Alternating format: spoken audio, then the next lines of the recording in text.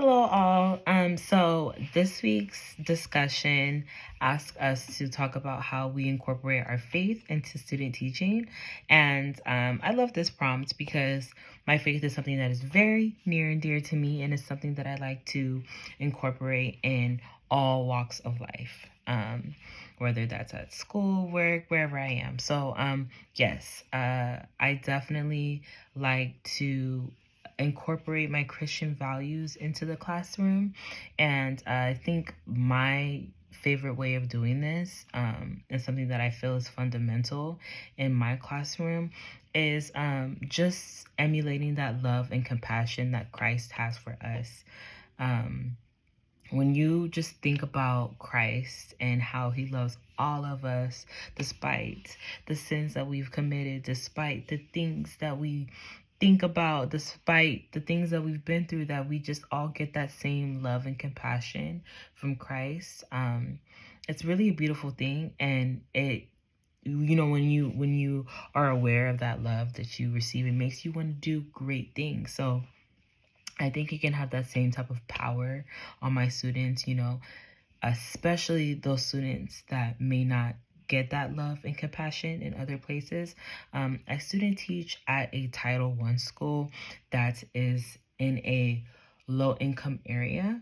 So I have a lot of students with separated parents, a lot of students with, unfortunately, some parents that have passed away, parents that they don't know, a lot of difficult, home lives.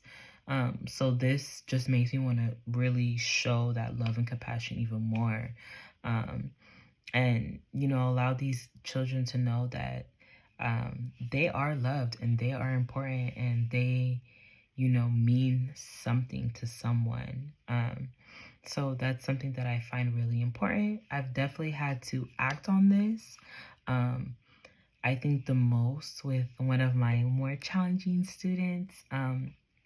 He is a very, very kind, caring, beautiful person at his core. But he, just takes a lot of patience and understanding, and that is something that I've really had to step outside of myself and my perspective and really think about, okay, what would Christ do? And I know Christ would just love him and show him that compassion and the nurturing that he may not be getting. So that's something that I've definitely had to already practice, and I know I'm going to practice more throughout my teaching career. So yeah, it's something that I feel is very important. Throughout my journey thus far in student teaching, I've had a lot of profound moments, moments that I would honestly never forget.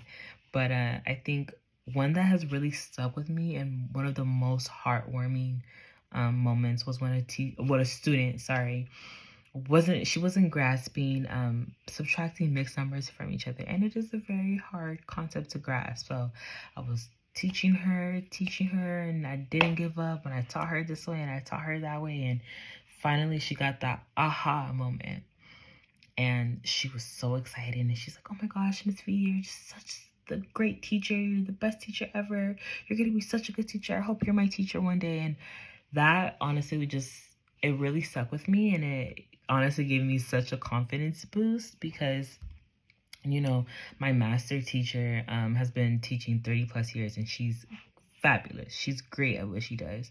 And, she, for the first couple weeks of school, was teaching, and, slowly I transitioned. So for them to have her as a model of, a great teacher, and then for them to then have me afterwards, and they still see me as great and they still think I'm doing amazing. I always imagine when I would take over, they'd be like, oh, Miss V doesn't know what she's doing, or I miss when Miss Meadows used to teach, and they are getting the concepts, they are getting